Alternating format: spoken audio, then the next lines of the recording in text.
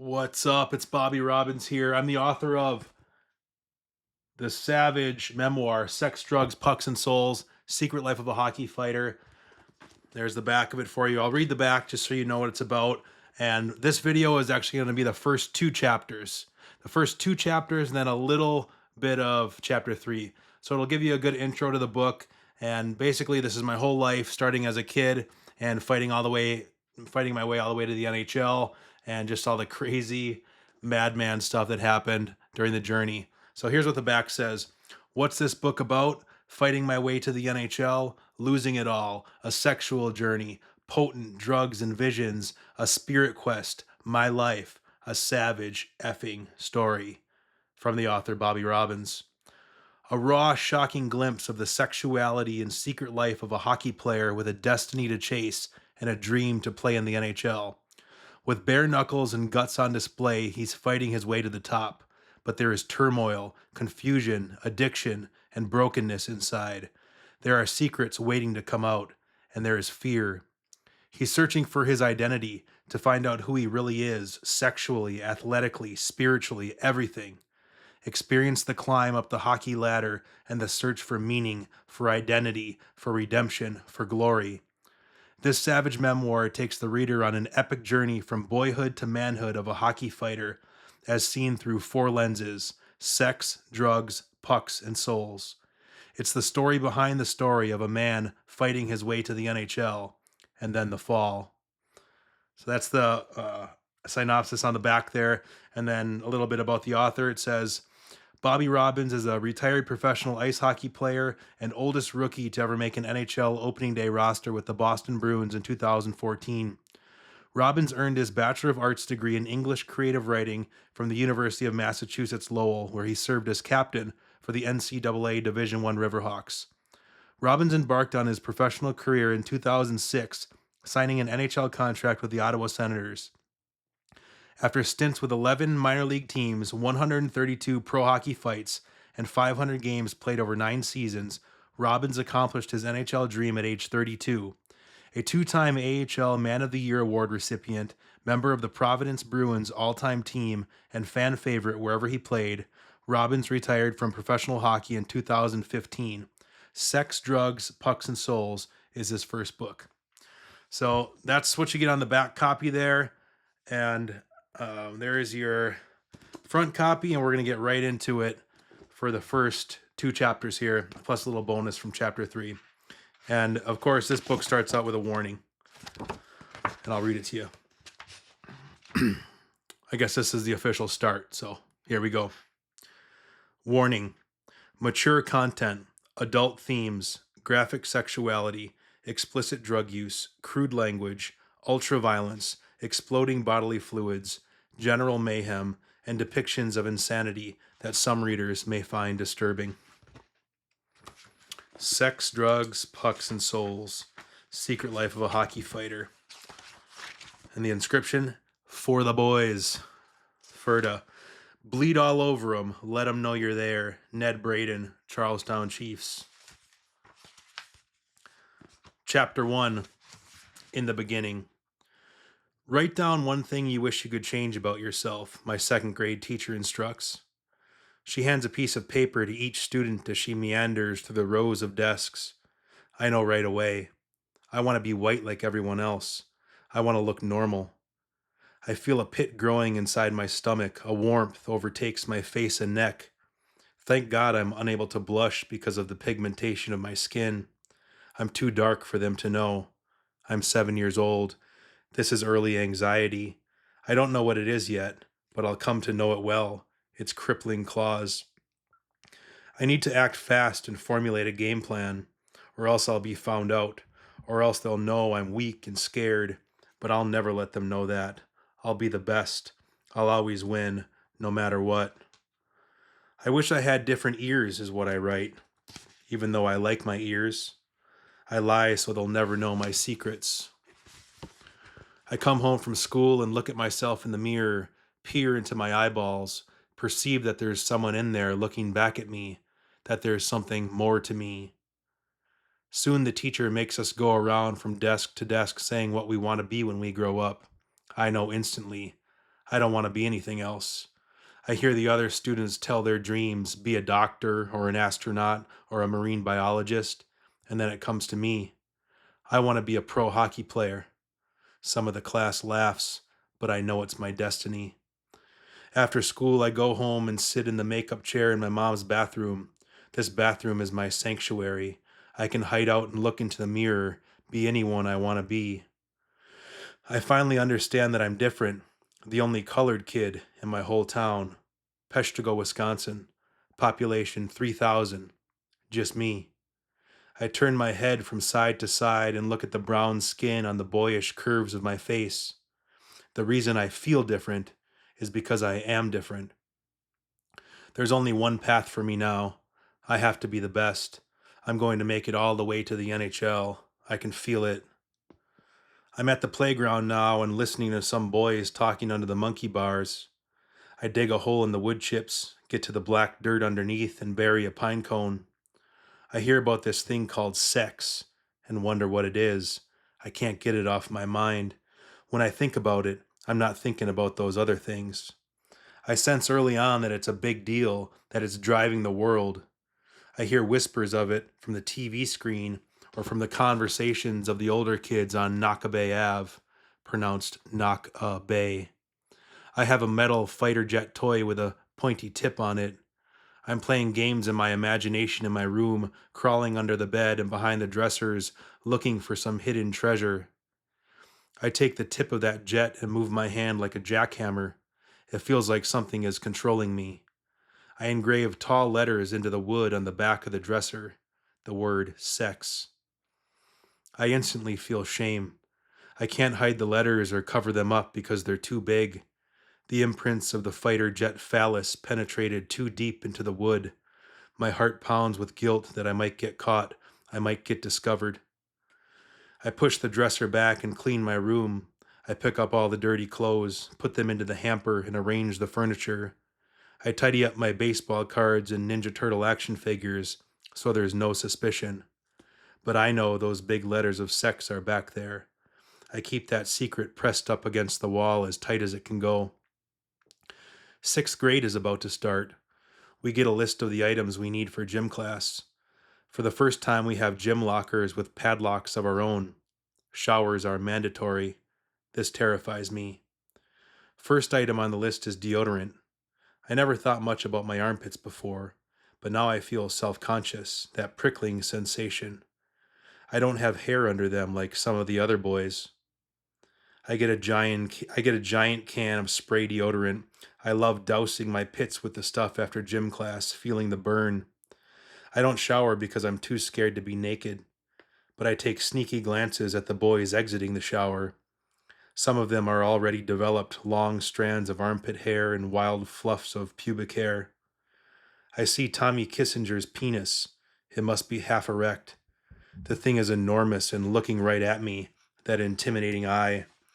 Underneath are 2 giant balls the size of oranges.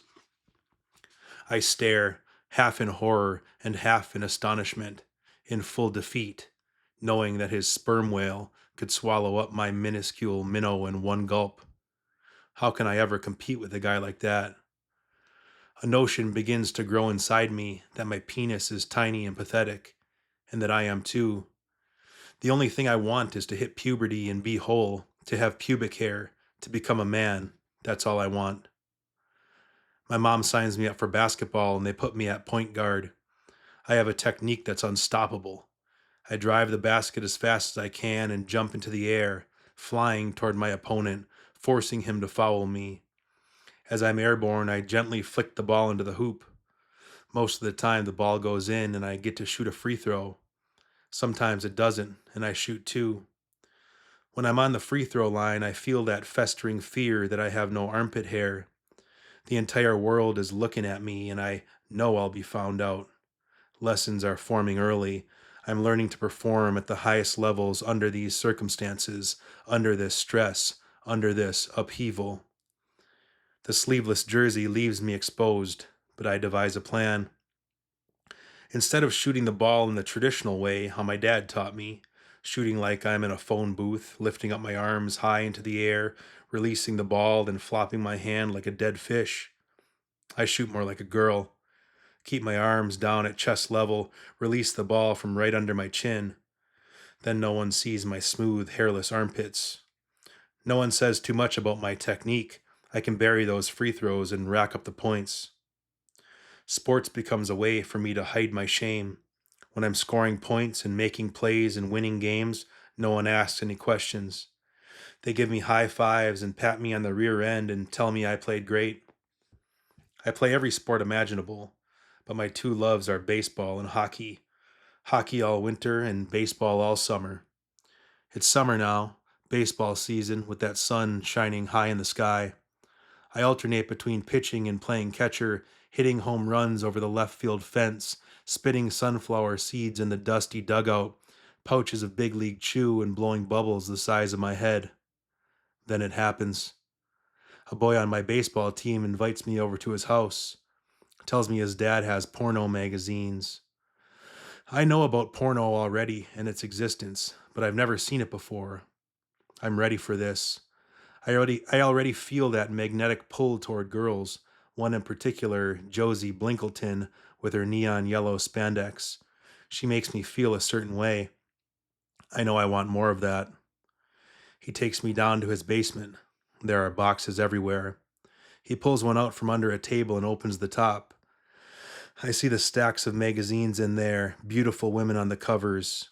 He hands me a penthouse. It opens to the centerfold. There's a black woman living in the open magazine, with thick makeup and curly hair.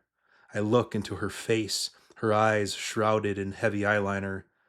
I slowly scan down her body to her heaving breasts and big black nipples.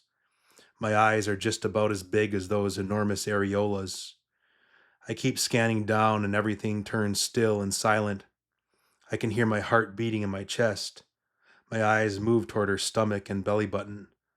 I know that just below is the spot that matters, where the sex happens. I continue to scan down in slow motion until I behold my first vagina in all its glory. The excitement dissipates quickly, gets sucked out of the basement through the sump pump. I don't know what I'm looking at. It's black and pink and thick and shaven. The sides of the labia are large, like great flapping wings. My brain doesn't know how to process these meat curtains, this roast beef au jus. I only know my own genitals and their shape in the mirror, how they hang there like chandeliers. My brain processes her labia lips as big black balls hanging on the sides of her vagina, terrible, haggard testicles. Something happens as I stare in horror at that vortex, a fracture of confusion in my brain. A seed gets planted that will continue to germinate and grow into a tree of sickness and dysfunction over decades. I hide that confusion deep down into the gray matter folds of my brain where no one can see it. Maybe someday those shames will get rattled free and exposed for the world to see. I move past that traumatic moment, blink it away. He hands me another magazine. I see blonde girls with soft pink vaginas and perky breasts as I page through it. I'm instantly addicted. It's all I want to do. It's all I want to see. I managed to score a couple Playboy magazines from another kid in town soon after. I treasure these like golden trophies. I hide them in my room up above the drop ceiling tiles where no one knows but me. It's winter now. I start to climb the hockey ladder. There's something in the air. I can feel it. It's clear that I have something special on the hockey rink that the other kids don't. I can do things out there that no one's ever seen before up in our small border town between northern Wisconsin and the upper peninsula of Michigan. I'm playing a level up with kids a couple years older than me. It's an outdoor rink in Marinette, and I wear a bright yellow helmet 2 sizes too big, a thick wool stocking cap underneath to keep me warm on those northern Wisconsin nights. I'm in line in the neutral zone at the face-off dot, waiting for my turn in the drill. I see some of the older kids pointing at me and laughing. I wonder if it's because of my yellow helmet or my hand-me-down skates. They glide toward me and flick snow in my face with the blades of their hockey sticks. "Hi, Brown Tootsie Roll," a boy says. "Brown Tootsie Roll," they say together and laugh. My eyes fall to my skates. I see the ice covered in a layer of snowflakes that has fallen from the sky above. I don't look at the boys. I notice the cracks and bumps of the ice and sweep my stick back and forth, clearing away the snow. Coach taps me on the shin pad. "You ready, Bobby?" he says. "You're up next." I skate the circles as fast as I can, pumping my legs underneath me. I catch the pass from Coach on my backhand in stride. I stick handle through the cones and shoot on the goalie, raising the puck over his glove, off the crossbar, and down into the net for a goal. I get back in line, breathing heavy, wondering what a brown Tootsie Roll is. I keep getting better at hockey and find myself in the big city of Green Bay the next season. Dad makes the 1 hour commute to practice while I do homework in the passenger seat. I'm surrounded by people that seem so foreign to me. I feel different from them. I'm just the boy from the small town up north who escaped. I'm still the only brown kid, even in the big city. I find comfort with these wealthy kids and their families from Green Bay. I want to be like them. We traverse the Midwest playing tournaments and chasing trophies. It's on weekend road trips and hotel excursions that demons slowly begin to creep into my life, lurking in the shadows all around me. They latch onto my organs and hidden parts with claws like razor hooks. We have a hotel suite and my parents are asleep in the bedroom. I'm out in the living room on the pull-out couch watching a softcore porn on Skinamax with the volume turned to 0. That's the first time it happens. I feel pre-cum slither out of me. I run to the bathroom with this slippery substance on my hand, so much excitement and zeal. What is this? This is happening. All I want is to become a man. I know about ejaculation from the porno movies, and this must be it.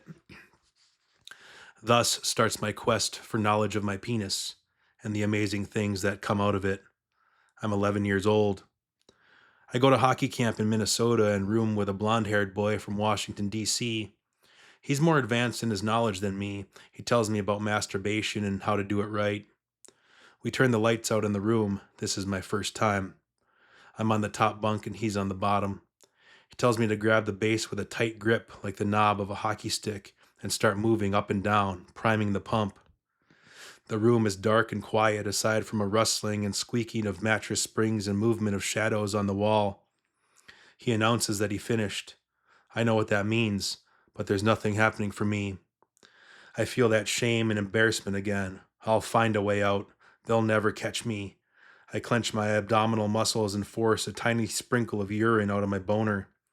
I pee the perfect amount on the bed sheets and announce that I finished too. The lights come on and he peeks up at the top bunk. I show him the evidence of the stains on the bed. He nods his head in approval. Why can't I ejaculate like the blonde boy? Is there something wrong with me? The Nintendo craze hits and my life will never be the same. I become Mario. I'm on a great adventure to slay dragons and rescue petite princesses in pretty pink dresses. I spend all my time playing ice hockey and obsessing about Mario Bros. And secret warp whistles and the latest game releases we read about in Nintendo Power magazine. Konami releases Contra, a 2-player shoot-'em-up war game. It blows people's minds. There's a secret code, up, down, left, right, BA, select start, to get 30 lives. An older boy at school tells me he has Contra, just got it for his birthday. He invites me to his house after school to play it. We'll go to war together. We'll destroy the vile red falcon and save the universe. Be heroes. I've never been so excited for anything in my life. Plus, he's an older boy who I look up to. He's a stud athlete on the kickball field during recess. I want to be like him. My day can't be any better. We're up in his room on the second floor and I look through a stack of Nintendo games on the bookshelf. I see the usuals: Super Mario Bros., Duck Hunt, Mario 2, Paperboy, Excitebike, the gold Zelda cartridge, Mario 3 with the yellow label and raccoon tail. But I don't see Contra anywhere. Where's Contra, I ask. I have it hidden, he says. I keep looking through his games, feeling the plastic of the cartridges on my fingers.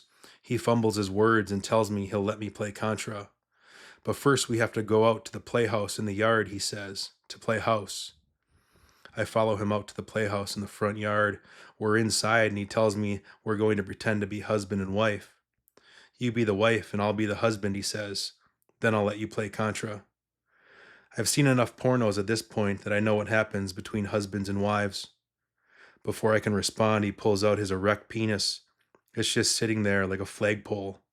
He tells me that after I give him a Hummer, he'll let me play Contra. I know this is wrong. Something doesn't feel right. Everything moving slowly. I don't know what that means, a Hummer. He tells me what to do with my mouth. I want to play Contra more than anything in the world.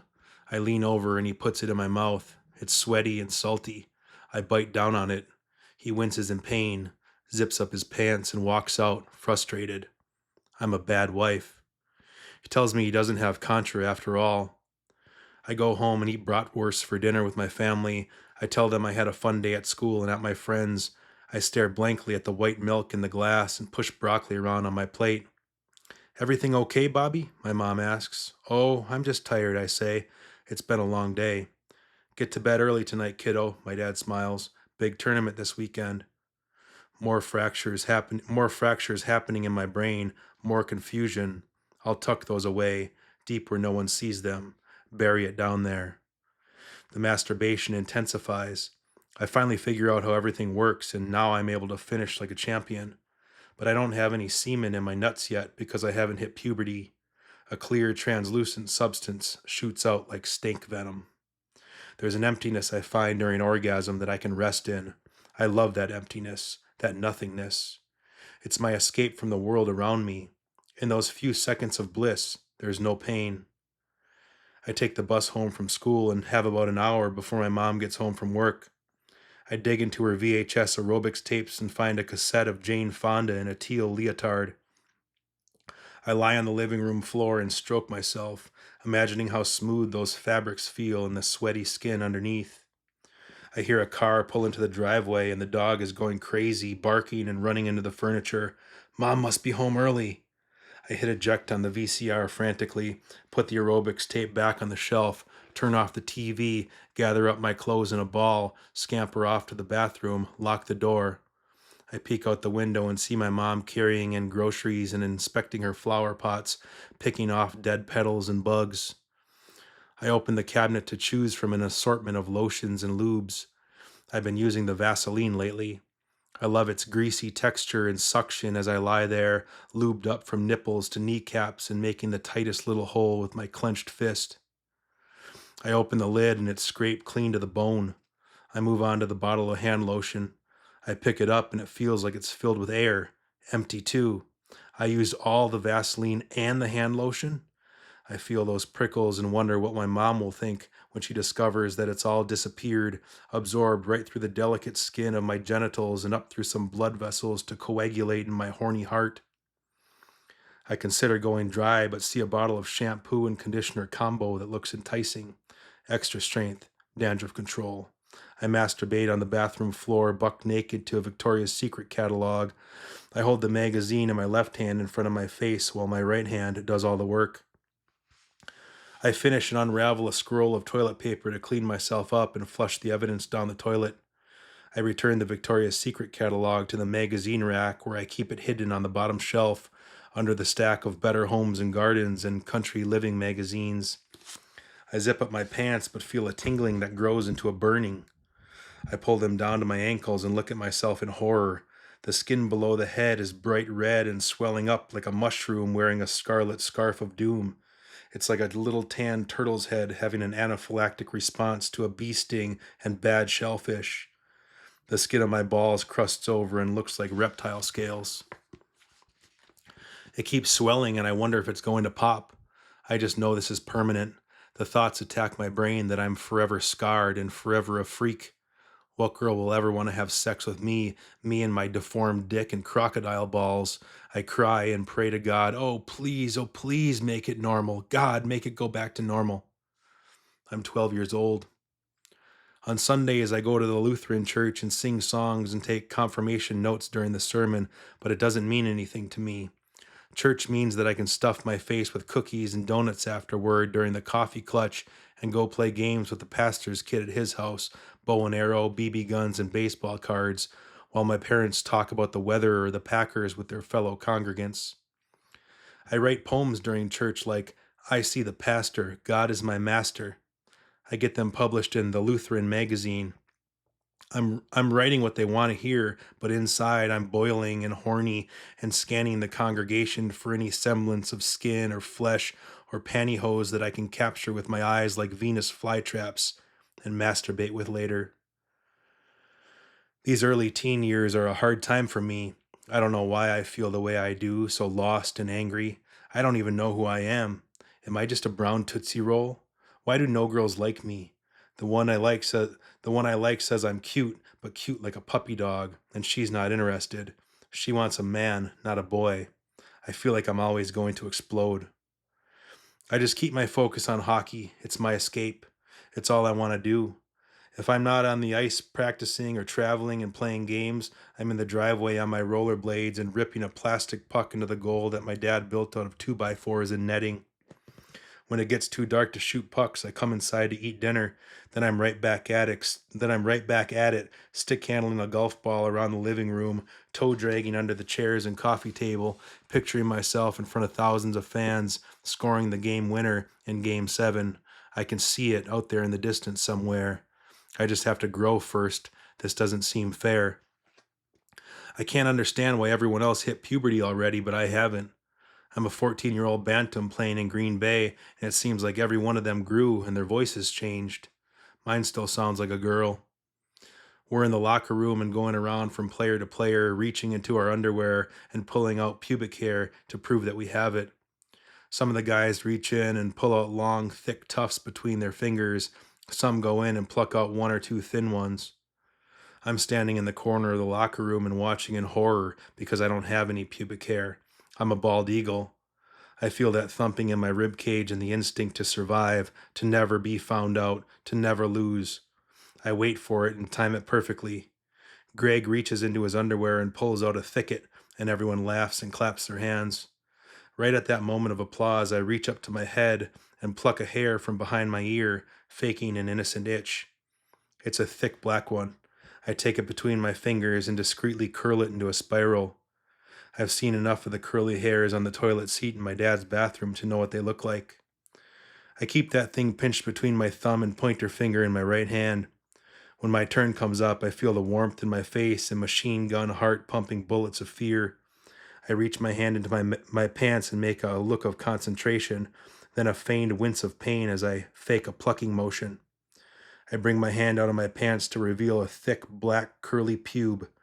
They applaud and nod in approval. I throw it on the ground and keep the motion going by turning my head to the next guy up. I'll never let them know. I pray to God that night and ask him to grant me armpit hair and pubic hair. I wake up the next morning and there's nothing there. I figure prayers don't work anyway, and my suspicions are confirmed. I used to pray before bed. Now I lay me down to sleep. I pray the Lord my soul to keep. If I should die before I wake, I pray the Lord my soul to take. Amen. Not anymore. Not tonight. Instead of folding my hands before bed, I fold my jizz rag into a perfect square and prepare for my nightly ritual of masturbation. I lie there motionless with ear holes open and listening to the silence of the house, scanning like the sonar of an attic bat, making sure everyone's gone to bed. I set up a pillow and straddle it in my underwear. I rock back and forth, looking at myself through the mirror on the big oak headboard of my waterbed, balancing on my knees and toes like a confused cowgirl on this ocean of bliss, looking only at my tan thigh and pretending it's a naked woman's leg, making soft, high-pitched moaning sounds like I hear the girls make in the porno movies, going crazy. Sex is my god now. My curiosity for the world grows. I'm hungry for it. It's at hockey camp in Houghton when I first taste the sweet nectar of tobacco on my lips. Chemicals seem to be the next logical progression for me. They help to cover and keep things hidden. 5 of us sit in a circle in the room and play cards, laughing and being kids. One of the older boys pulls out a can of Kodiak Wintergreen. I watch as the other boys take pinches of the moist tobacco and place it into their lips. Tommy passes the can to me and I smell that unforgettable scent, that pungent sting of fresh tobacco and demon's blood. I emulate what the others did before me and take a tiny pinch into my lip. I instantly feel the burning and my eyes grow wide. I feel some presence entering me through the velvet mucus layers of my innocent lips. 30 seconds later, the buzz hits me and the room is spinning. We're all laughing and spitting brown tobacco juice into empty Mountain Dew cans. The older boy shows us how to use our elbows to collapse the top of the can and bend the aluminum down to create the perfect spitter. There's a knock at the door. It's one of the counselors. "Open up," he says. "Open the door." I instinctively nosedive under the bed. I swipe the tobacco out of my lip and wipe it on the carpet. The room spins around me. I'm under the dusty old bed and my heart is pounding, reverberating around the room. A million thoughts run through my mind. Will I get kicked out of camp? What will my parents think? Oh please, just let me get out of this one, I whisper to myself. "Wrap it up in here, gentlemen, and get to bed," he yells, poking his head through the door. I don't think he cares that we're chewing tobacco. The first time I feel chemicals enter me, they're mixed with adrenaline and the notion of being caught, getting busted, and that womp womp womp of blood flowing to my head in a panicked flow of frenetic heat.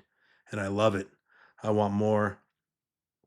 I take a few more pinches during camp, hide out in lonely bathroom stalls, sit on the toilet and close my eyes, let the smile on my face radiate, feel the peace flow through my bloodstream, spit brown juice into the toilet, be alone with my thoughts.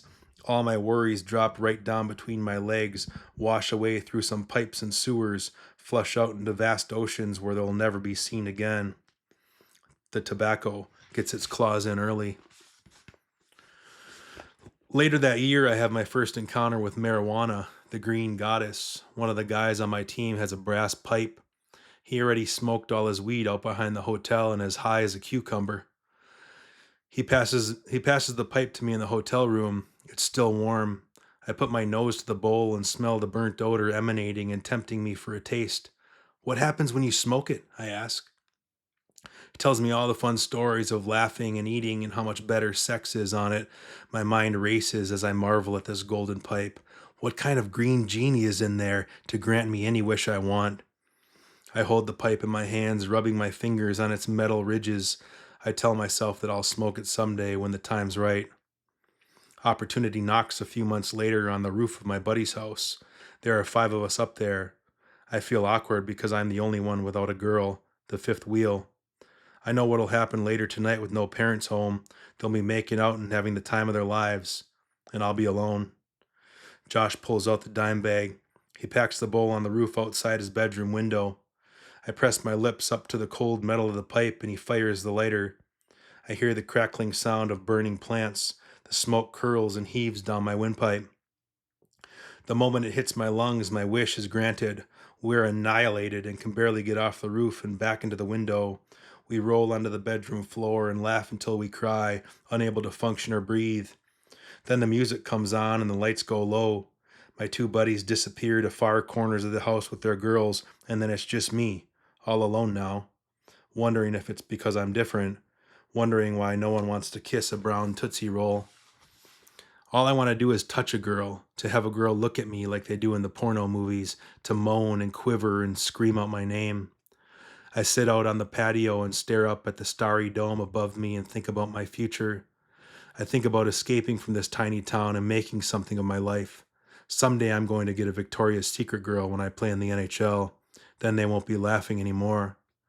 I sit there alone and create fantasies. Stoned images explode across my mind like cracks of lightning, those electric thoughts like juggernauts. I close my eyes and see these rich, beautiful people at elegant parties, and I'm there. I'm one of them. I'm dressed in a tuxedo. The most beautiful woman walks in. She's the girl of my dreams, an angelic combination of the best parts of every girl I've ever seen.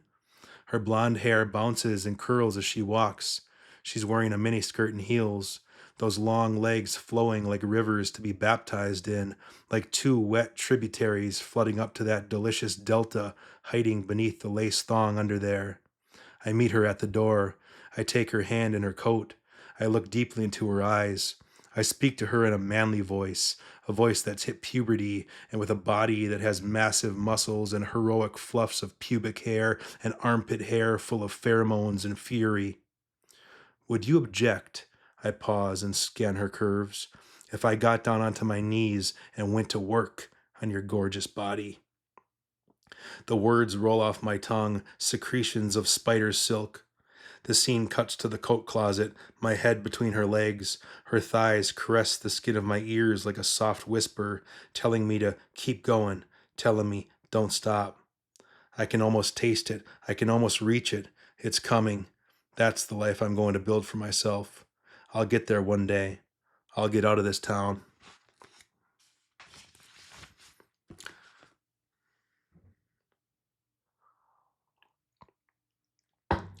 Chapter 2.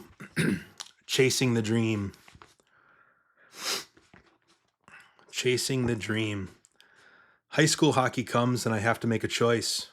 I'm not allowed to play for the varsity team in Green Bay because I live an hour away outside the district.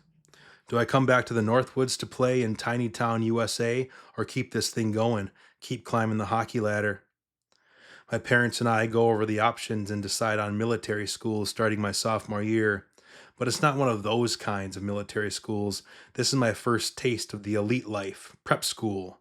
Everyone else is rich, but I know I'm not. I try my best to pretend that I am. Culver Military Academy on the shores of Lake Maxinkuckee. I still haven't hit puberty. I'm pretty embarrassed about it. Most of the guys have bushels of pubic hair and armpit hair and bulging muscles. I have a whimsical little fluff of peach fuzz and a chubby little body. I'm still a boy and my voice hasn't changed. I'm 15 years old. First night at military school, I organize my bookshelf and talk with my roommate about this hell night that's about to happen. It's the one thing on all the new guys' minds, plebes as they call us. Attention! Commence hell night. We march around the hallways and square the corners by rotating our feet and walk like tin soldiers, arms straight and shoulders back. We learn how to greet the upperclassmen with terms like captain, corporal, and private first class. They scream in our faces and command us to keep our eyes forward. We get our military uniforms, crisp and pleated trousers and light blue button-up shirts with name tags and rank pins on them. Black shoes spit shine and brass belt buckle radiating a golden hue, polished deep with brasso. We learn the honor code, I will not lie, cheat, or steal. We repeat it over and over until we have it memorized. All I want to do is get on the ice and fire pucks. That's the only thing I'm thinking about. Hell night ends and I did a good job of pretending I was a scared little cadet. My new bunkmate and I laugh about hell night and what a joke it was. We close our eyes at lights out to rest up for the early reveille wake-up call at 0600 hours. There's a bump in the night. Flashlights flicker throughout the room and shine into my eyes. Get the fuck out of bed, a voice growls in my face. I stand up and rub my eyes and see two of the older students in full military fatigues, black face paint, and bandanas over their mouths. One holds a broomstick in his hand and the other a blowgun. Stand right here, he says. He grabs me by the shoulders and positions me in front of my desk, facing away from him. I look at my bookshelf with the pictures of my family and my house back in Wisconsin, my Michael Crichton books and The Catcher in the Rye, my stack of CDs, No Effects, Rancid, Less Than Jake, Minor Threat, The Suicide Machines. I can see everything in great detail amidst the scattering flashlights and frantic thoughts. Stand at attention, he orders. Yes, sir. Say it. Yes, sir. Yes, sir, I say, and stand at attention. Spread your legs, the voice whispers near my ear. Keep going. Nice and wide. Open up, Buttercup. I widen my stance and stand there in front of my desk, wondering what's going to happen. One of the boys comes over and places the broomstick between my legs and taps it on the floor with a menacing rhythm. Are you ready for the nutcracker? He asks. Yes, sir, I respond, ready to take the shot in the groin. I'm just glad they're not going to shove that broomstick up my ass. I'm scared, but ready to endure the pain. On three, he whispers, 1, 2, 3. He whips the broomstick up toward my balls, and I brace for impact, eyes squinting hard and teeth clenched. The moment before my hairless gonads get crushed, the broom hits the bottom of the desk with a loud, cracking bang. They laugh and laugh. I exhale a deep breath of relief and turn to them, realizing it's all just a joke, a fun game they're playing, messing with us. Don't look at me, he orders. Turn around and face the wall and put your leg out like this. I'm in my boxer shorts and shivering cold. I turn my head over my shoulder to see what he means. He shows me how to stick my calf out behind my other leg. I see the other boy loading up a thumbtack and the blowgun. Fuck it, I think. Let's get this over with. I stick my leg out to show them that I'm not scared, that I'm crazy too. Ready, they ask. Let's go, I say. Pachoo! The tack shoots out of the blowgun and sticks into my calf. They laugh so hard, but it doesn't hurt bad. I reach down and pull it out, and a thin stream of blood squirts and pools into a little puddle on the floor. The blood stops them in their tracks. One boy runs to the bathroom and grabs a big wad of toilet paper and throws it at me, tells me to wipe it up. I clean up the blood and wipe my leg. Okay, get back to bed, one of them says as they leave the room. This never happened. They seem nervous as they leave, like they're worried about getting in trouble. I think the blood saved me. Hell night is officially over. I lie there in bed, picturing sexy girls in plaid skirts and white knee-high socks that I saw prancing through the quad earlier. I wonder what kind of panties they wear and which ones don't wear any at all, going commando and wafting in the wind. I silently stroke myself and finish in a black dress sock while my roommate snores above me. I toss it into the hamper and have the sweetest sleep. The next morning we have a convocation with the entire school. I don't care what the lady behind the podium is saying. I'm scanning the left side of the auditorium where all the schoolgirls sit and giggle. They turn their heads to the right and check out the cadets. I wonder if any of them ever look at me. I wonder what they think when they see me, or am I invisible? I look at the stage and picture terrorists taking over with big machine guns, holding everyone hostage. One of them gets to the microphone and the room goes silent. He asks if anyone will accept the challenge of coming up to the stage and fighting one of their greatest warriors, a fight to the death. Every eye in that auditorium looks down to their toes, hoping for a hero. I slowly raise my hand and get up out of my seat. I walk up the center aisle past all the envious cadets and the schoolgirls smiling at me. I get to the stage and beat the shit out of every one of them. The entire corps of cadets stands at attention and salutes me.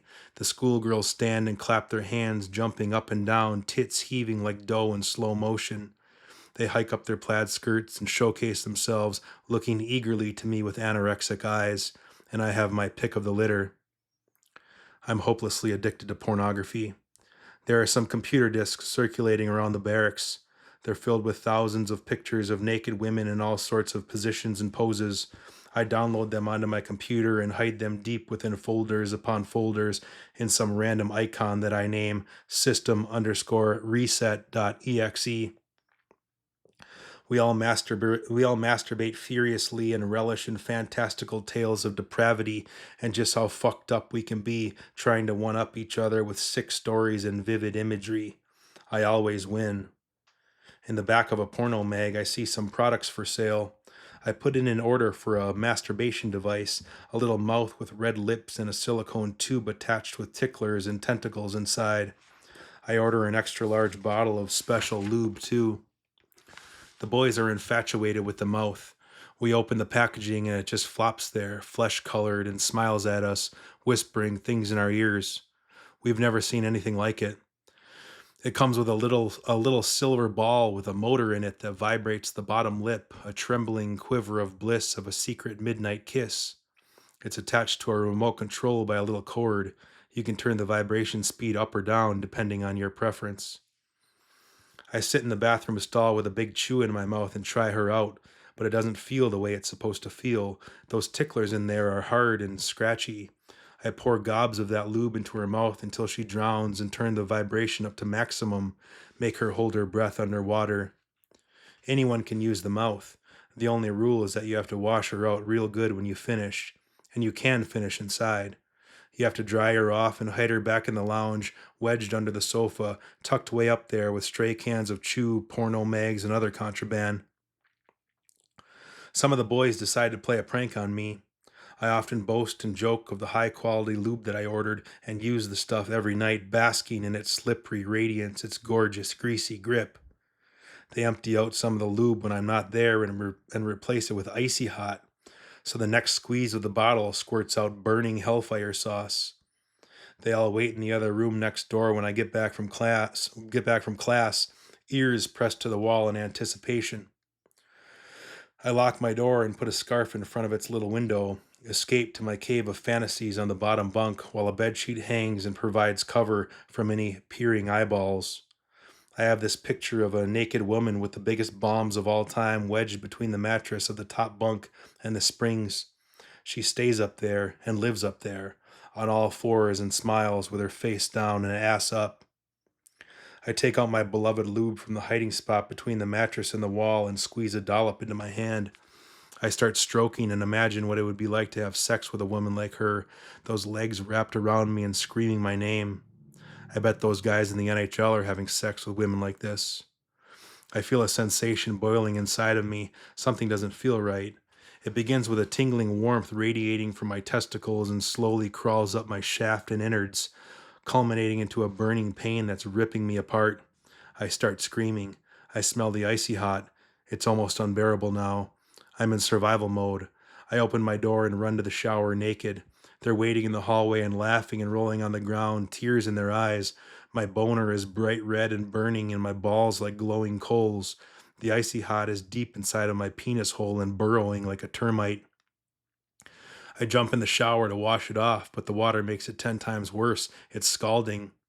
They follow me into the shower and laugh so hard they can't breathe. I'm hunched over in the corner on the old tiles and crying and begging, "Get me a washcloth, please, please," as the water from the shower rains down and spirals into the drain. It's the worst pain I ever felt in my life. Now I am unable to distinguish between pain and heat. They're the same to me. I'm on the JV hockey team sophomore year. The rest of the students go home for Thanksgiving break, but the team stays on campus to play a tournament. We all stay in the naval building that looks like a white ship next to the lake. We wait until coach goes to sleep down the hall before the ceremony begins.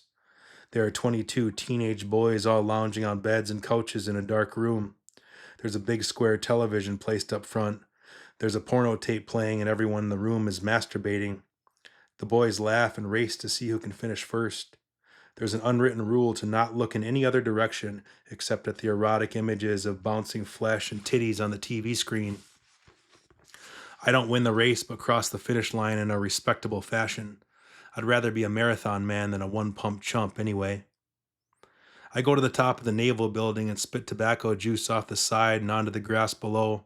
The stars hang above me like lightning bugs and the moon reflects off the mirrored water of the lake.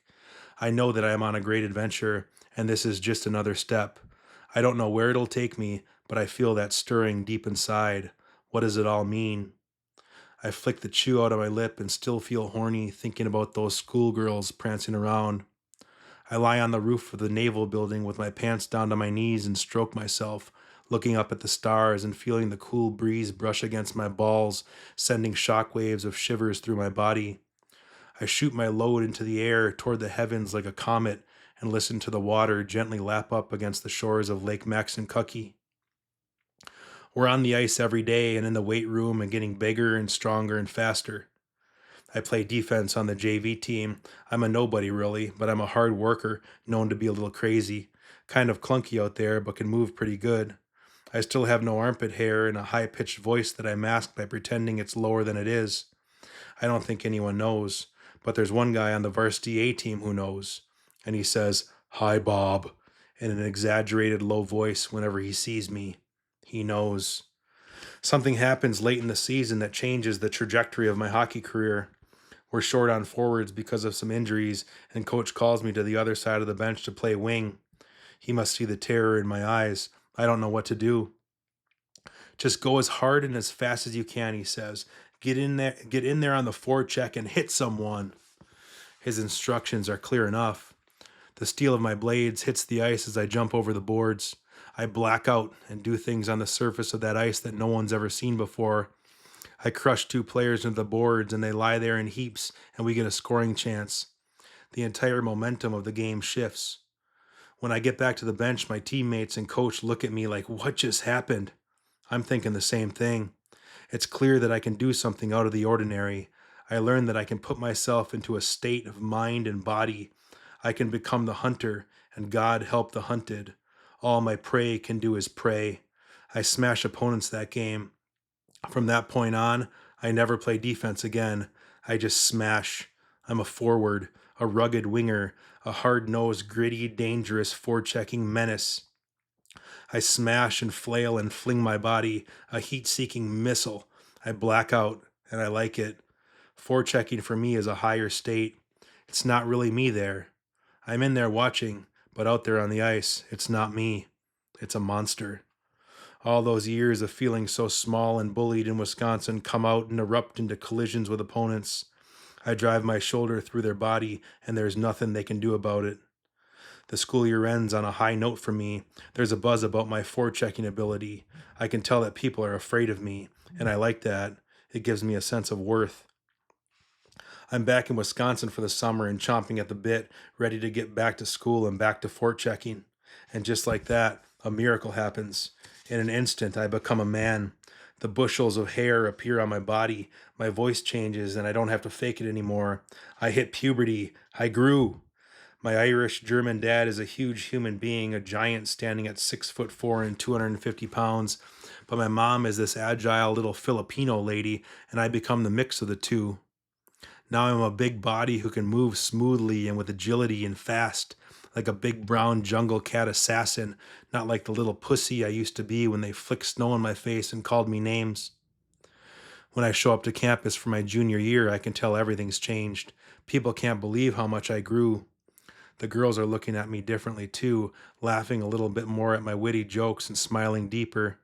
I notice them checking me out, scanning up and down, and this terrifies me. I still feel small on the inside. Varsity tryouts start and I'm ready. I'm a forward now, but there are so many good hockey players at our school. Culver is known to be a hockey hotbed, a factory for producing elite players. All these guys seem so mythical to me, like they're untouchable, better than me. But when I get on the ice and Blackout Bobby appears, none of that matters, and they don't stand a chance. I'm still very raw and don't make the top team, which is called the Varsity A prep team. As a 17-year-old junior, I'm on the Varsity B team with Coach Norton, one step away from the top team at school. Coach Norton brings out the best in me. He's an encourager and a nurturer. Throughout my junior year, I stick to the game plan and go as hard and as fast as I possibly can. Let Blackout Bobby do what Blackout Bobby does best. But I'm not just effective as a forechecker and body checker. I'm becoming a good hockey player too, making the right reads and making the right plays out there. We're playing against one of the stud teams from Michigan. I'm flying all over the ice and score a couple of goals. I annihilate guys out there and piss people off. I love the feeling of competing and laying it all on the line. I think about the girls watching me in the stands. I wonder what they think. I picture them getting wet and wonder just how wet they can get. Full saturation after a performance like this. During the handshake, a few guys give me dirty looks and drop their extended hands at the last second, opting not to shake mine. I just keep smiling, cocky, and think about the amazing game I played and our big win and those girls in the stands gushing. Toward the end of the line, I meet eyes with one of the players, a D-man who I'd been chasing around all night and hunting. I see his lips move and tongue curl up to the roof of his mouth, his teeth exposed, and a venom comes out and pierces me. Nigger. Everything goes black, then everything goes blood red. I punch him in the face and a skirmish erupts in the middle of the ice with both teams converging. I continue my barrage and throw punches at him, wanting to kill him, wanting to devour his soul. This is a new kind of blackout. The players push and punch, and the referees and coaches from both teams come on the ice to break up the fights. Coach Norton zips over to me and pulls me out of the pile. "Bobby, Bobby," he screams. "Stop, stop." He drags me off the ice and into his office. All I can see is death and blood. "What do you think you're doing, Bobby?" he yells. I just start crying. "He called me a nigger." I lower my head into my jersey and shoulder pads, wishing I could escape right into my equipment like a traumatized turtle and hide forever. My soul hurts so bad. This is worse than brown Tootsie Roll. He called me a nigger. I can barely get the sentence out. Coach grabs me by the arm and leads me to the door. "Follow me," he says. He takes me to the opposing team's locker room. Their coach is talking to them, having a team meeting. Coach Norton kicks open the door and stands there in the locker room with me.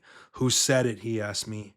I point to the guy, my eyes puffy and red, my rage subsided, my spirit crushed. The player and his coach come out into the hallway, and Coach Norton makes the guy apologize to me and shake my hand. I don't care what the player says. I'm already dead inside. Go get changed, Bobby, coach says and pats me on the shoulder pad. Great game today. I'm really proud of you. I end up having my breakthrough season. I lead the team in scoring. I'm a feared competitor. I win the award for Varsity B Team MVP. I know it now, junior year, playing on this Varsity B team, that something's happening. I can do something no one else can do. I can streak across the ice and smash an opponent through the boards, and the puck pops out to my centerman. He fires a shot low blocker side right off the goalie and a butterfly slide across the crease. The puck careens toward the corner and hits a shin pad.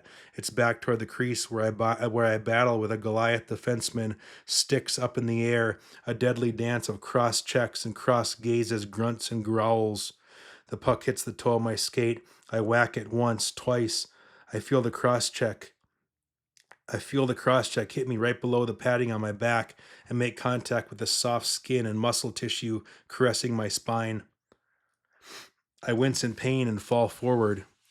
Out of the corner of my eye, through a bead of sweat and all its refraction and distraction, I see that puck sitting there behind my opponent. He doesn't see it, and he waves his stick back and forth on the ice, a desperate display to clear out any garbage or greedy fuckers looking to pick up a greasy rebound. I reach with my stick and give it one last whack at an impossible angle, and the goalie is there, and my opponent falls backward, and I fly through the air toward the net. Time halts just for this moment. The scratching sound of skate blades crunch into the ice, small shards spraying, aerial avalanches arcing and descending. Just as I whack that puck and everything is still and stuck, some beads of sweat and tiny chips of ice fly past my face. I'm watching each individual ice crystal, and I just float there and watch it all. I watch them soar past my eyes like miniature mirrors and show me my own reflection of futures that are eternal, and I just know that anything is possible. Any dream is attainable. I know these cold rinks and frozen surfaces. I know right to the depths of my soul that I understand these things, icy things. I know that in one desperate plea I can reach out my stick and whack a black rubber puck, and somehow amidst all this beautiful chaos and oblivion on this day, in this moment, the puck happens to squeak through a hole where the goalie's blocker and stick once guarded and protected and slip past the goal line. I land in a thud on the ice and my teammates pick me up, this 5-man huddle of pure joy and love, and we scream in each other's faces. We spit and swear and drool and dance. We scored a goal. It's the best feeling in the world. Fucking A-rights, boys. We skate down the line of the bench and high-five each of our teammates. We enter through the door and take our seats, and we drink and we breathe and we smile and we glow. But then we prepare and get ready for another shift, another war, another chance to transcend a tragic world and enter the high plane of chilled victories, frozen frenzies of joy and vengeance. It's around these late teen years in high school that the game transforms into something different altogether. Things become more serious. The stakes are higher than those innocent days of weekend tournaments and mini sticks and ball hockey in hotel hallways. Now there's competition and players nipping at heels. I see this develop during my time at Culver, and I decide that I'll always be the guy who's nipping, gnawing, and clawing. I'll be the guy who never gives up. That's who I'll be. I learned fast that if I'm pissing people off by the way I play, I'm doing something good. That I'm playing the right way, with heart and grit and jam, and not caring what anyone else thinks. I don't care that I skate different than the rest of the guys. I don't care that I can't stick handle like them. I know I can go fast as fuck and hit guys harder than anyone I've ever seen. This is enough for me. Those with hearts of gold recognize it and applaud it. It's only the bitter hearts that put up resistance. I know who they are, and know they're the enemy anyway. I sense them. I always have. And when I get a chance, under the right circumstance, I drive my shoulder right through their chest and lungs and lay them flat on their ass. One day after practice, some of the boys are talking, and someone asks me if I think I'll play in the NHL. I should feel embarrassed about this uncomfortable situation I'm in, but this time I don't. I say yes, that I think I'll play in the NHL. They laugh. I don't blame them either. I just say yes, and I know it. I know if I just keep going as hard as I can, it's going to happen. I'm stubborn and determined, and when I set my mind on something, I already believe it and know it, and then it's just a matter of a million steps to get there. This is one of those early steps, publicly announcing to a group of my teammates on the varsity B team that I'll make it to the NHL, somehow, somewhere. And while most of them laughed, I know one or two of them who didn't. One or two of those golden hearted boys who'd looked into my soul and I into theirs, who looked into my soul and I into theirs in those ethereal days of prep school where we didn't yet know anything about the world and its briars and thorns. There's a buzz about me on campus. I'm being primed for the varsity A prep team for my senior year. With all this newfound confidence comes a newfound knack for chemicals and depravity, creeping down those dark paths of destruction, walking on my tippy toes, cautious and careless all at the same time. This is the fateful year that I get desperately addicted to chewing tobacco. There's a local guy who picks up logs of the stuff at the gas station in town. He brings it to the barracks and sells it to us out of a big duffel bag. We keep logs hidden all over the place. My routine quickly becomes solidified that any moment of free time is spent hiding out in the bathroom and spitting brown tobacco juice between my legs into the toilet. I sneak to the lounge and reach my hand up under the old heater where I keep my chew stash. I grab one can and put it in my armpit under my shirt and let my arm dangle there, covering it from any prying eyes. I feel the prickles of anxiety and the fear of getting busted pumping through my veins. I kind of like it. I put on my best innocent face and marched down the hallway, squaring my corners to the bathroom. The hooks get set in deep this year at age 17. Now, to add to the already prolific masturbation and porno pastime, enter in the chemicals, alcohol, chew, weed, and pills. Anything you put in front of me, it gets devoured. Everything's falling into place. I'm going to be on the varsity A team next season. Everyone's talking about me, saying good things. I'm living in the moment and drinking it all down. As junior year ends, I'm selected to represent Team Midwest at Hockey Night in Boston, an international tournament that's heavily scouted by colleges and pro teams. To give you an idea of how much of a powerhouse Culver Military Academy is, 7 guys from Culver get selected to play for Team Midwest. Six of them are on the varsity A team, and then there's me, the MVP of the varsity B team, and I'm buzzing out there. I feel like the worst player on Team Midwest, and pound for pound probably am, but still, I can do something that no one else can do. When I black out, people notice and good things happen. I get a couple of letters from Division III hockey teams out east, Manhattanville and Fitchburg State. It's an amazing feeling to know that a college team wants me, but I have my sights set on the Wisconsin Badgers. I want to play Division I. No one's going to stop me. I've always known it.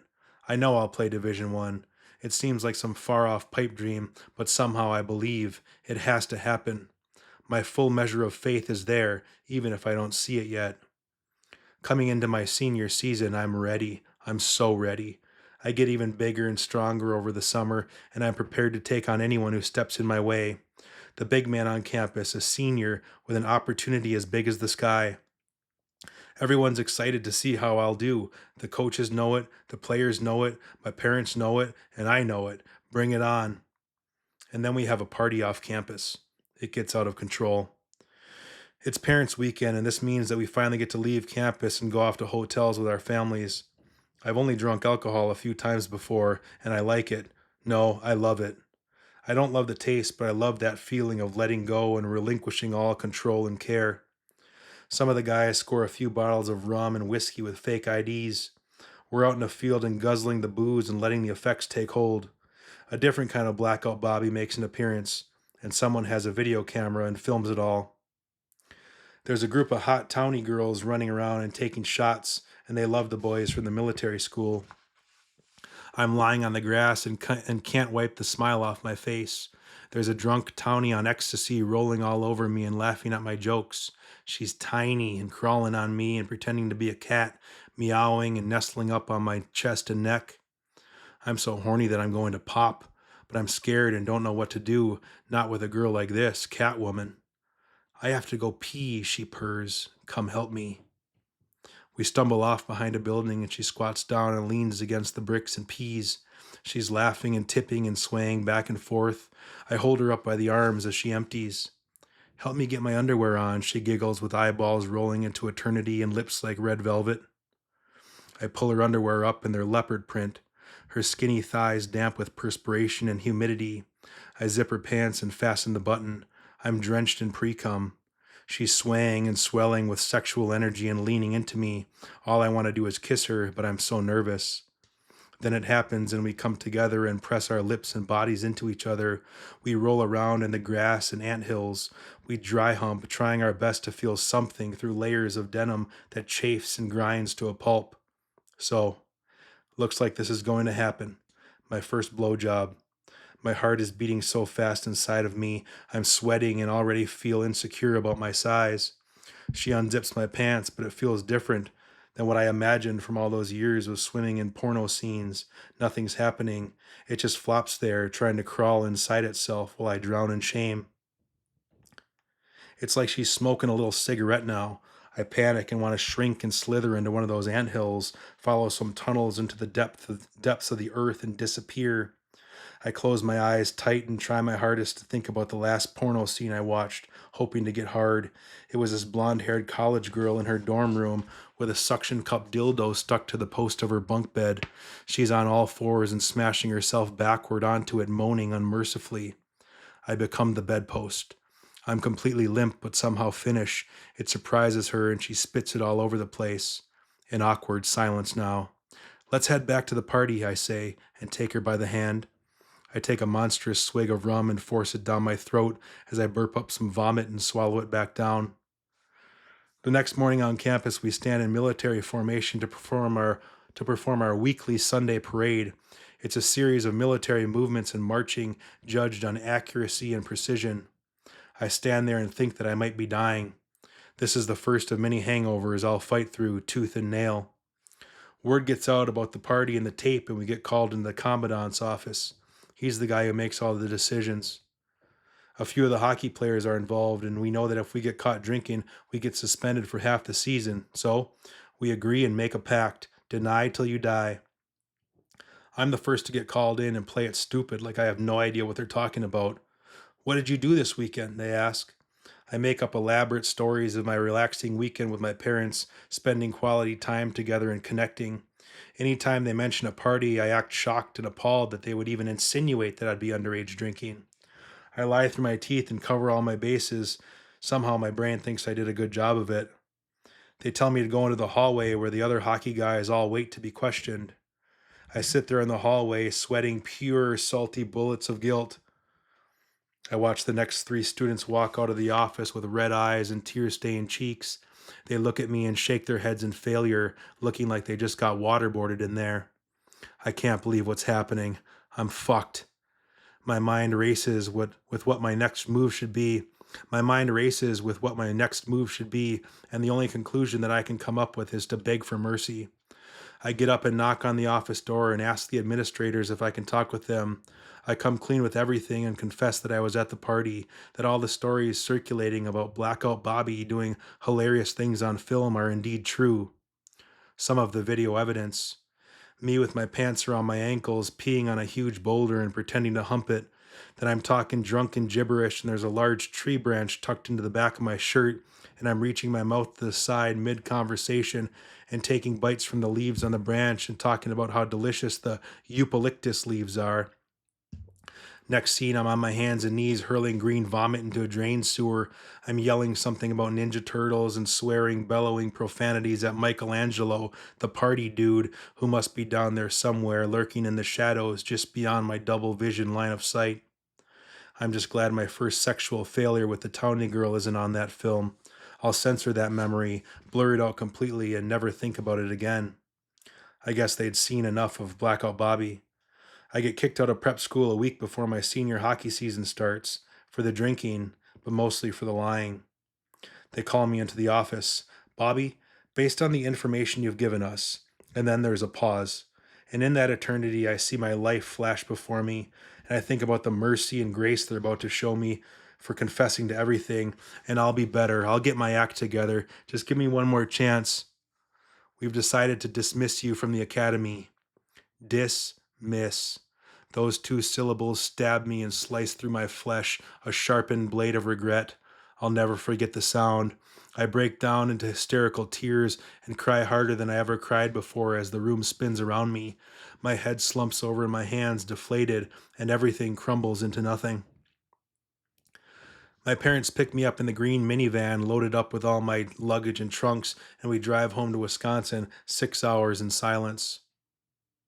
I'm back in the Northwoods to finish my senior year at Peshtigo High School, a failure. I was just at one of the most elite prep schools in the country, sitting in class next to sultans, kids, and children of the rich and famous. It's hard to believe that somehow I was there, and that somehow I absorbed into that reality.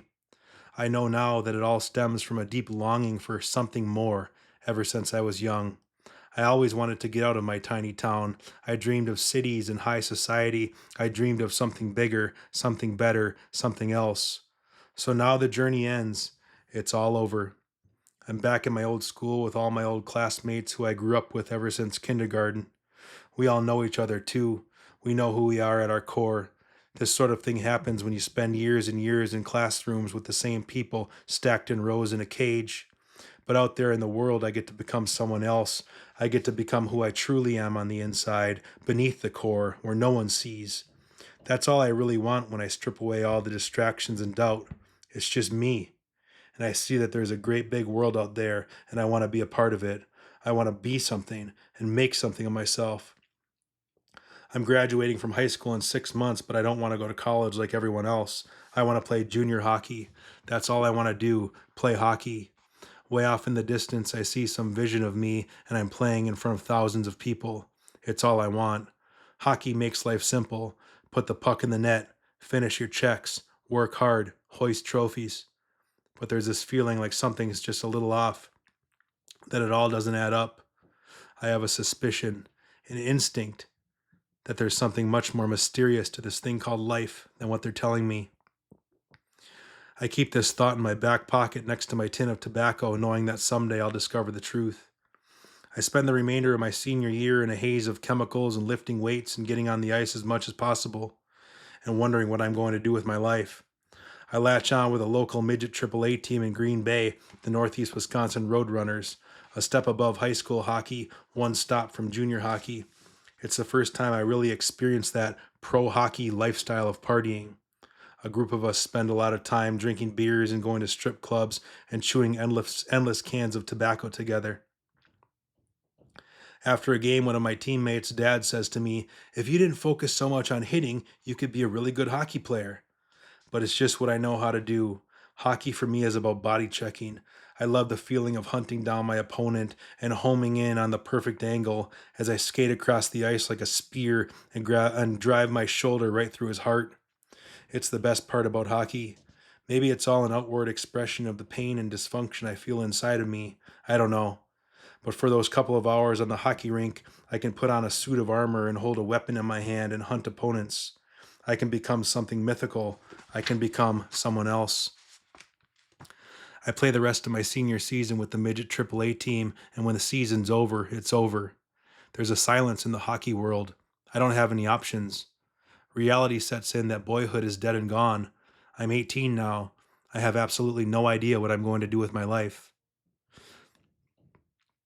I keep meeting horny girls at parties and I can't get it up. It doesn't work. I'm a brown Tootsie Roll after all. Everything works perfectly when I'm masturbating. I can go for hours like a thoroughbred. But any time that embarrassing old flap of skin gets exposed to the air and there's a hot girl waiting for it, it evaporates and all that's left is shame.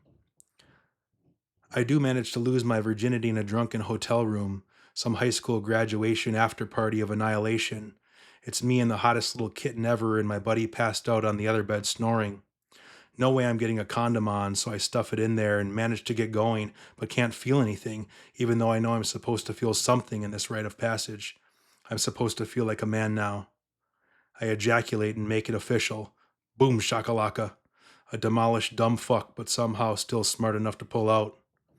I look at myself in the mirror in the bathroom, standing there naked and shit-faced with bulging muscles and shaved pubic hair beneath my chiseled abs. I look like a porn star. I'm finally a man with a destiny to chase. It's not how you start, it's how you finish, I tell myself and splash cold water on my face and peer into my bloodshot eyes. Pass out. My mother wears a look of deep concern on her face the next day when I tell her I don't want to go to college, at least not now. I talk to my parents about the prospect of playing junior hockey. The only problem is that I'm far from being a prospect. I'm non existent on the hockey radar now, blacklisted as the fuck up, the druggie, the booze bag, the failure, the one that got kicked out, the one they've given up on. That doesn't bother me though. I know it's going to happen. I haven't given up. That's all that matters. I register for my first junior tryout with the Springfield Junior Blues in the North American Hockey League, a developmental league for players aged 16 to 20 to get scouted. I make the drive down to Springfield, Illinois in my dad's Ford Ranger pickup truck with the windows rolled down. I touch that freedom of the open road. The feeling embeds deep in my bones. From this moment on, I'll be a nomad, a road warrior, one of the wandering stars, chasing that elusive dream and destiny. This is the start of something. I can feel it. Chapter 3, I'm going to read a little bit of this about my first hockey fight, then we'll wrap it up. But if you're still listening, thank you for being here. Chapter 3, Junior Hockey Adventure. First shift, go fight someone, a wise hockey sage prophesies to me. This will get you noticed, then focus on playing good hockey for the rest of the tryout. Real fighting, bare knuckles, bone on bone, shows you who you really are. No room for anything but truth and certainty when throwing bones at an opponent and getting bones thrown back at you. The only things present are lightning fast twitching reactions of muscles and tendons. They begin as electrical impulses of sparks from somewhere deep inside you. Their only reason for existing is to keep you alive. This is junior hockey. We're allowed to fight now. Drop your gloves and hunt for souls. It's crunch time. Either I make a junior team or who knows what'll happen. Maybe I get a job at the cheese factory or find somewhere to go to school. Maybe I just rot away and give up on my dreams altogether.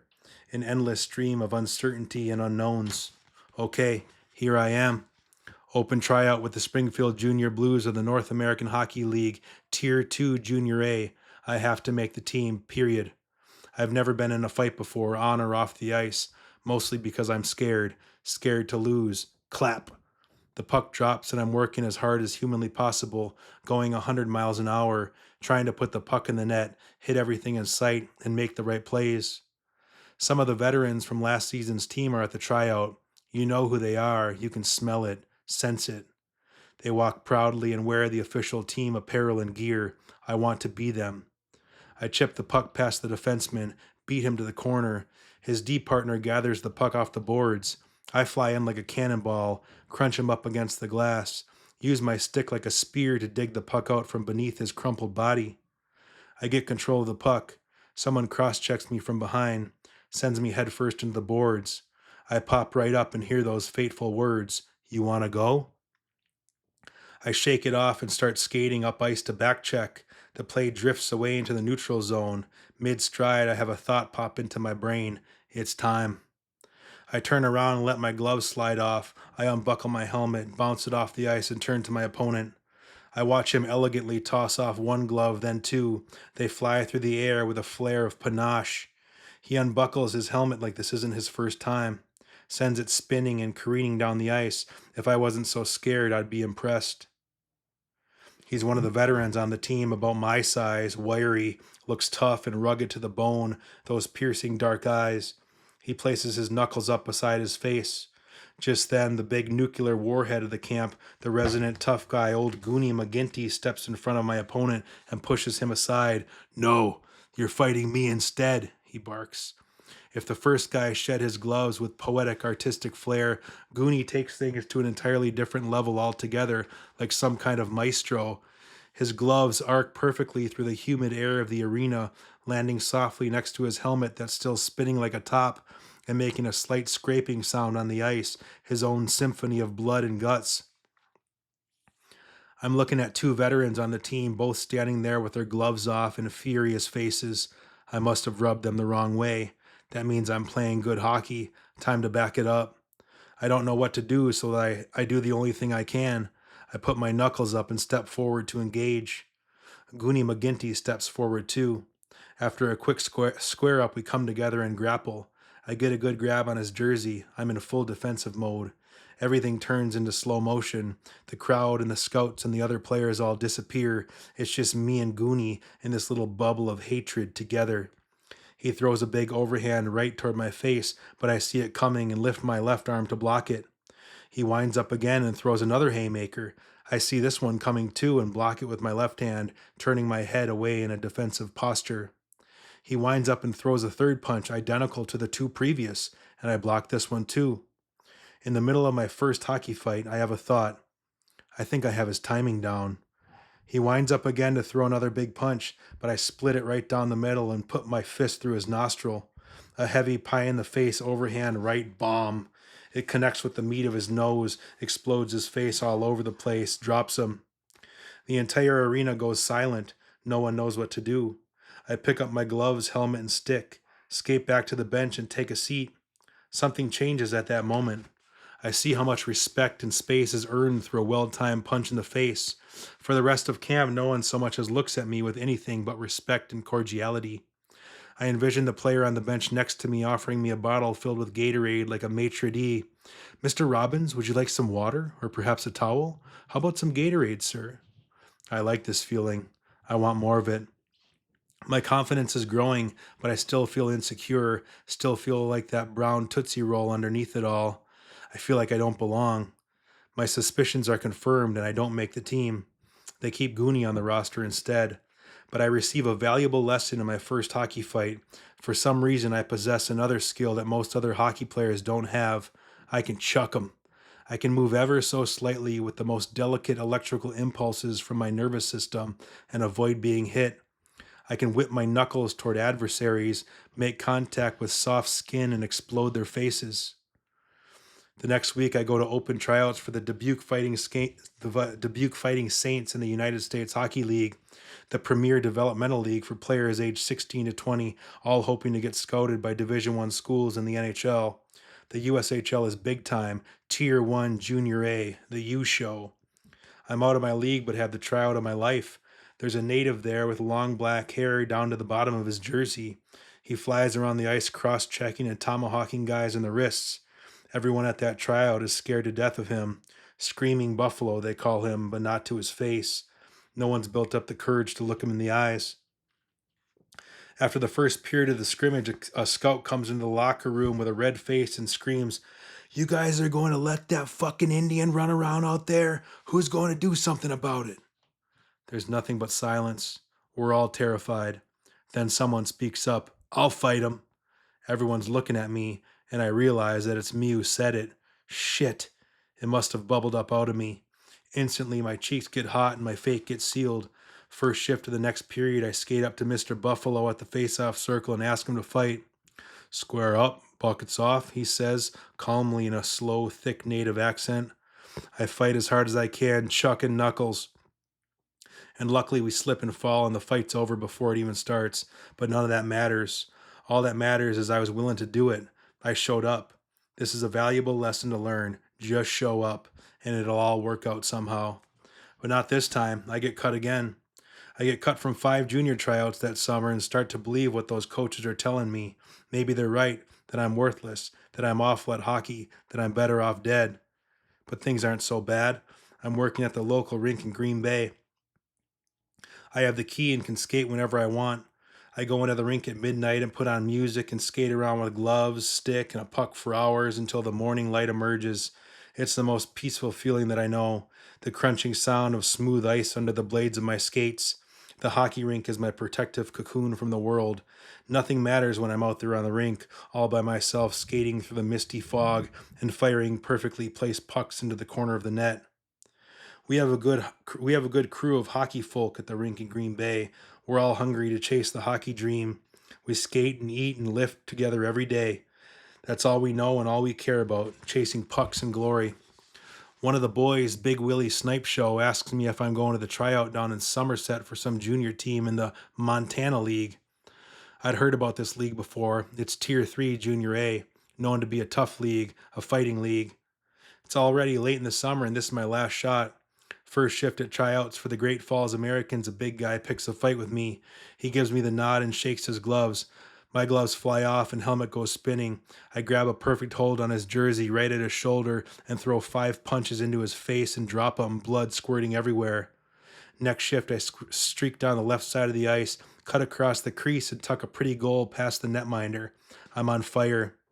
The first period ends and I'm coming off the ice. I see the coach looking at me from the top of the bleachers where the scouts sit with their clipboards. I stare back at him as he walks down the stairs toward me. Bobby, hold up a second. He waves his hand in my direction. He meets me at the door of the locker room. Hi, coach, I say, with great beads of sweat dripping down my face, my knuckles swollen and throbbing up to my wrists. Do you want to be on my team? He asks. Yes. Yes, more than he could ever know. This is it. My last tryout. If this doesn't work out, I don't know what I'll do. Probably scrape mold at the cheese factory. Yes, I want to be on the team. Okay, great, you're on it, he says. Go out there and play hockey the rest of camp. You don't need to fight anymore. You're a good hockey player. Go play good hockey. The next day, they put us on different teams with new jerseys in our stalls so the scouts can get some different looks at players and new line combinations. As we sit there on the bench and wait for the game to start, the opponent who I beat up the day before skates by and gives me a nod of respect. His face is red and black and blue, ballooned and swollen like the raw ass of a jungle baboon. The guy next to me nudges me in the arm. Oh man, he gasps. What happened to that guy? I fucked him up, I say in a calm, low voice and stare straight forward at the center ice face-off dot like a psycho. The guys to my right and to my left inch over slightly on the bench, giving me a little more room. The player to my left extends his arm with a bottle of Gatorade and offers me a drink. Coach wants me on the team. I made it. This is happening. I drive out to Montana, big sky country. I'm 18 years old with a limitless future in front of me. I see the mountains inch closer across the horizon as I fly down the highway. I wonder what my life is going to be like. High school is over. I'm a man now. All right. Sex, drugs, pucks, and souls. That's where I'm going to stop. That's the start of chapter 3. I'll read through these chapters. That was a challenge to read that in one take. And if you listen to that whole thing, thanks for being here. I appreciate it. So contents right here. I got 12 chapters and an epilogue. So you just heard 1 and 2. So in the beginning, my youth, chasing the dream, prep school, and then you just heard the beginning of chapter 3, junior hockey adventure. We got chapter 4, Division 1 dream. Chapter 5, turning pro. Chapter 6, giving up the dream. Chapter 7, metamorphosis. Chapter 8, time to fight. Chapter 9, becoming a Bruin. Chapter 10, crack my head open. Chapter 11, the medicine man. Chapter 12, top of the mountain, and the epilogue. So thanks for tuning in. You can get this book at bobbyrobbins.com, signed copies, personalized copies, or you can get it at Amazon, Barnes & Noble. Just search it out on the internet. A Savage Memoir. Thanks so much for listening. I can't even talk right now. I'm fatigued in the tongue. Thanks for listening, and I really hope you hear my story. This is the real deal. The real deal. I extracted these sentences on my own. Creative writing English major with some mysterious methods and captured it in these 12 chapters. All right. Well, thanks for tuning in, and I'll see you guys maybe for the sequel. Thanks.